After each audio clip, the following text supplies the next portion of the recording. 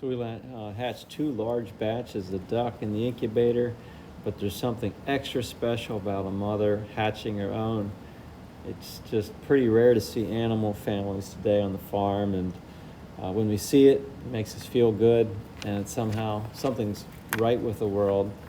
The natural order often is being superseded by a love of money or industry standards. Even in the realm of humans, it's a powerful word and entity, family. And the family must be preserved not only in name, but also in function. And all families require a place to call home, and that's been what I'm working on, designing a home for the ducks. I wanted to give you a little background on the duck run and how it came to be. A lot of things you don't start out with the idea of I want to make such and such. Sort of one thing leads to another, and you sort of follow where it leads.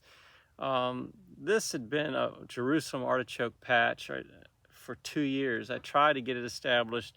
The deer would just keep eating them. Didn't have any fence up. Each year I tried to plant more with the idea that I would outplant the deer and they would just mow them off. So I fenced in the Jerusalem artichoke area last spring.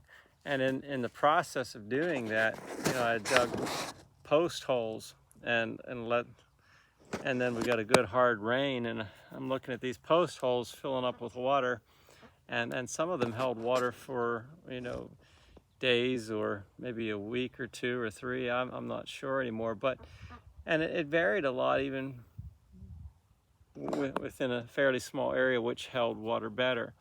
And so it held water good back behind me this way, I don't know, right in there.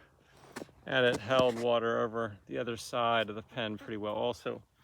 So I got out and dug a little test pool by hand, and it held water really well. And I filled it up with a water hose, and I dug an awful lot by hand, and then decided I should get the skid loader in here and ripped up more of a hole. So got a water hole here that's probably, I don't know, 15 by 8 wide, holding water pretty good through the summer. Downside, it is really green and murky.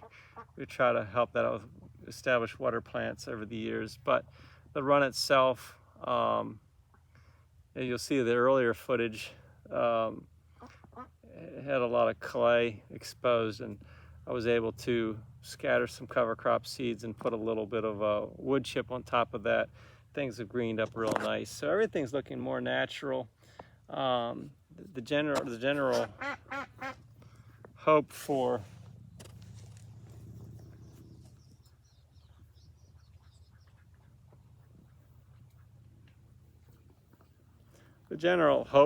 of the duck pond run area is to have something that provides a lot of their food, natural cover, and looks nice and is aesthetically pleasing.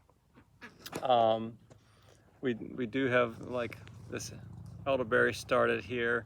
I've got raspberries that I had started in here is also, I don't know if you can see those back there or not, but fruit trees, things like that. So it's coming together nicely, taking shape.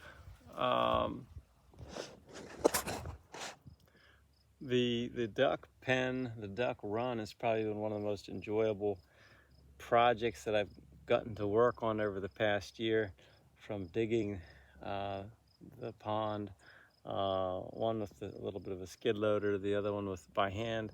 I don't know if you really call them ponds, but water holes. I could go into greater detail about why I decided to dig, but one of the most interesting aspects is when you get a chance to sort of play and decide what features ducks like. And I had a pile of rocks over here I'd moved in to try to create kind of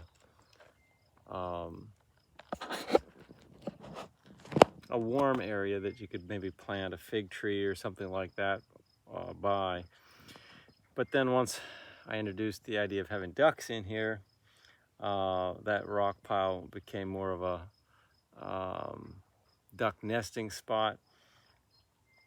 And it turns out ducks really like these higher piles of dirt or little hills. You see them standing on them a lot. So maybe not a bad idea to incorporate a little mound or hill for them to stand on. Maybe they feel safer. And of course, another piece of what we're trying to do is move fruit trees and berries and food, put as much food in this run as possible, and then protect it at times so that it can get established. We'll show you some of those features. Here's the larger of the two little watering holes or ponds for the ducks. This one's holding water really well, but come summer, might have to add water to this one as it lowers. We've got frogs in here moving in already. Trying to move in some water plants that the ducks, the challenge will be to find ones that the ducks won't eat. I don't know if they take a liking to this kind yet or not. If anyone has suggestions of water plants that the ducks will not wipe out. You can see all this bare soil as a result of like digging the pond, ripping a lot of topsoil there off, trying to get it to hold water. And then you can see the cover sown here.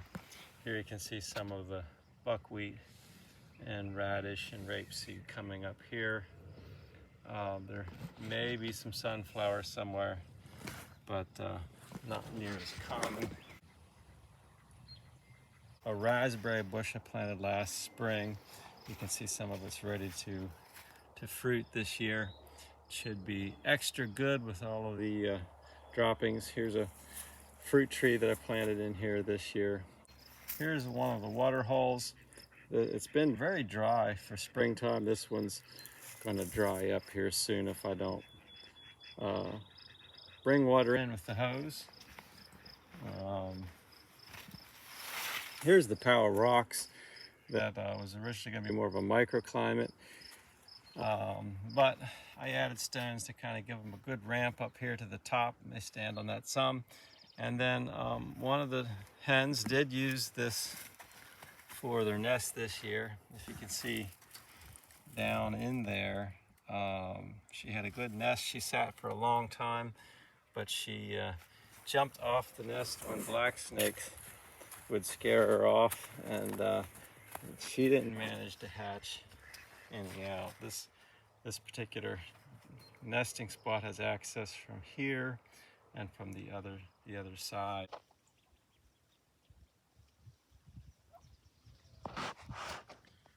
Here you can see some of the changes growth-wise in the vegetation to the duck run area. All the greenery in the background. Still some clay areas where probably need to reapply some seeds, and some there's the young ones, two of them growing up, plus the mother getting a drink.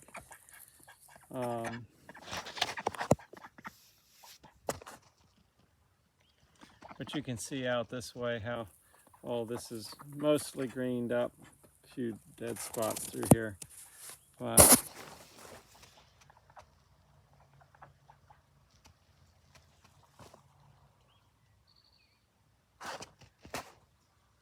the young have a particularly raised out here with their mother, were particularly in shape, pretty, good condition, had a good instinct to walk around and follow their mother's lead on what to eat, as opposed to some of them I raised, different batches I raised indoors, were very out of shape, and really had a big preference for just being indoors.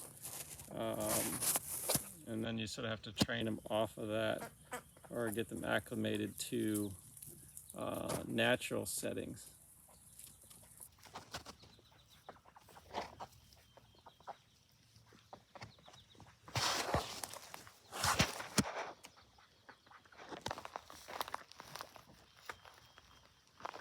Duckies.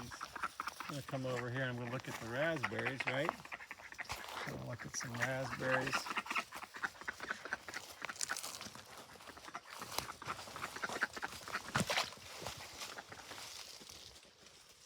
Here you can see some raspberries that were planted in this pen the year before, what's left of them.